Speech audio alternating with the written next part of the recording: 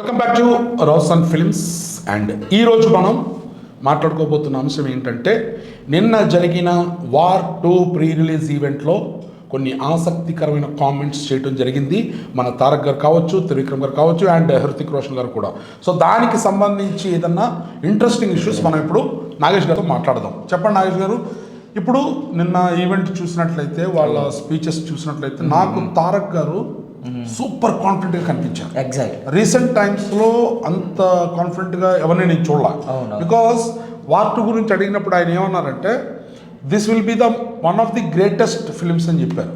So దాని గురించి మీరు ఏమనుకుంటున్నారు సార్? తారక్ గారు చెప్పడమే కాకుండా నేను అంతకుముందు వచ్చిన టీజరు, ట్రైలరు అండ్ సాంగ్ అవన్నీ వచ్చిన తర్వాత ఇన్ఫాక్ట్ యాజ్ అన్ ఆడియన్గా నాకు కూడా అంతే ఎక్స్పెక్టేషన్స్ ఉన్నాయి, అంతే కాన్ఫిడెంట్గా ఉన్నాను సినిమా పైన. దట్ హ్యూజ్ బడ్జెట్ సినిమా కావడం, అందులో హృతిక్ రోషన్ గారితో ఫస్ట్ టైం ఆయన హిందీలో అతను తెరంగేటం చేయడమే బిగ్ గన్స్ ఇద్దరు అనమాట.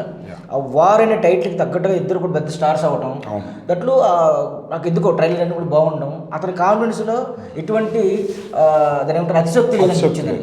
ఆ ఉండడంలో తప్పే లేదు.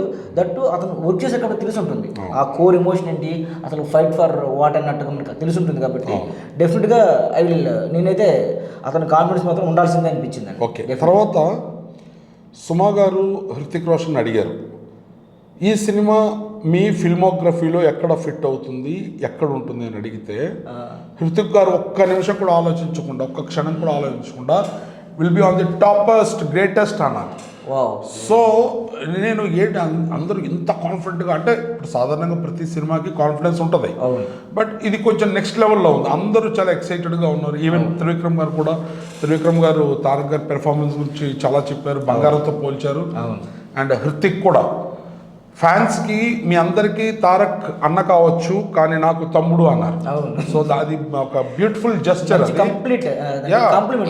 ఎస్ మంచి కాంప్లిమెంట్ అది. అండ్ వాళ్ళ బాండ్ చూస్తే నిజంగా ఆశ్చర్యం అనిపించింది సార్.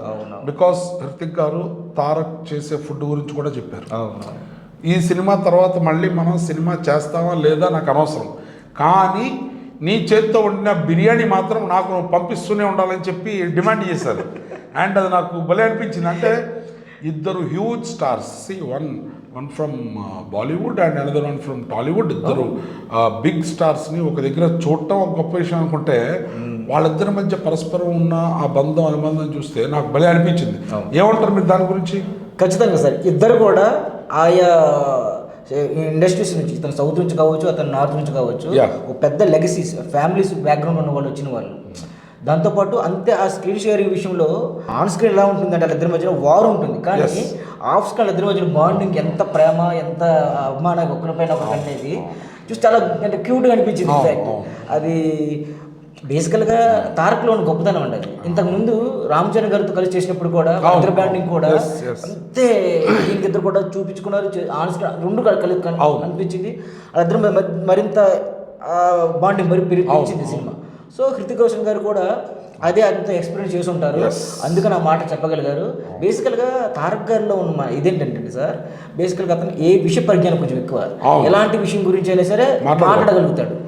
కాబట్టి ఈజీగా ఎవరితోనైనా అతను ఇదే అంటే మనిషి జల్ అవుతాడు, అల్లరి మనిషి, సరదాగా ఉంటాడు. కాబట్టి ఈజీగా అతనితో ఎవరైనా కలిసిపోతారు. కాబట్టి అతనితో పనిచేసిన వాళ్ళు ఎవరైనా సరే అతను ఎవరు మళ్ళీ పనిచేద్దాం ఉంటుంది ఆయనతో. సో అది హృతిక్ గారిని కనెక్ట్ అయ్యి ఉండొచ్చు.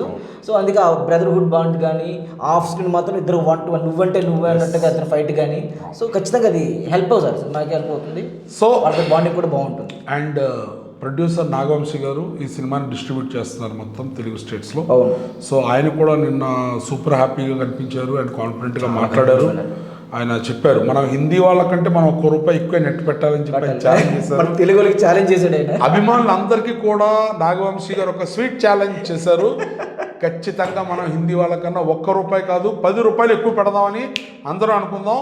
అండ్ ఈరోజు వార్ 2కి సంబంధించి ఆ ప్రీ రిలీజ్ ఈవెంట్కి సంబంధించిన విశేషాలు ఇవి. అండ్ మళ్ళీ మరొక కొత్త అంశంతో మళ్ళీ కలుద్దాం. సో ఇదండి ఈరోజు విశేషాలు. అండ్ మళ్ళీ మరొక ఇంట్రెస్టింగ్ సినిమా టాపిక్తో మళ్ళీ కలుద్దాం, మళ్ళీ మాట్లాడుకుందాం. అంటే then bye, take care. And ఒక మాట, please like, share and subscribe Roshan films. Thank you.